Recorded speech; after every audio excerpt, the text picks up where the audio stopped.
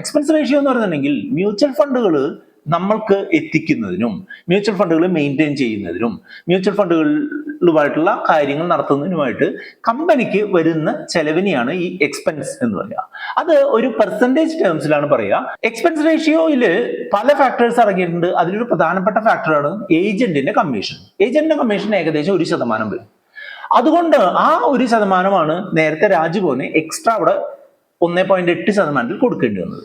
അതേസമയം direct fund ആകുമ്പോൾ agent ഇല്ല, അപ്പോൾ അദ്ദേഹത്തിന് നമ്മൾ ചേരുന്ന ഫണ്ടിൽ 0.8% മാത്രം മതി.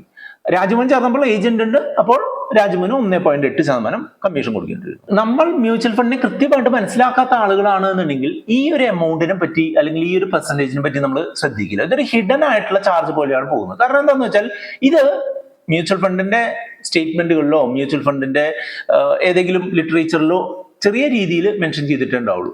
അതേസമയം തന്നെ ഓരോ ദിവസവും ഈ മ്യൂച്വൽ ഫണ്ടിന്റെ വില കാൽക്കുലേറ്റ് ചെയ്യുമല്ലോ, NAV അല്ലെങ്കിൽ യൂണിറ്റ് വില കാൽക്കുലേറ്റ് ചെയ്യുന്ന സമയത്ത് ഓട്ടോമാറ്റിക്കലി ആ പെർസെൻറ്റേജ് ഡിഡക്ട് ചെയ്തുകൊണ്ടാണ് നടക്കുന്നത്.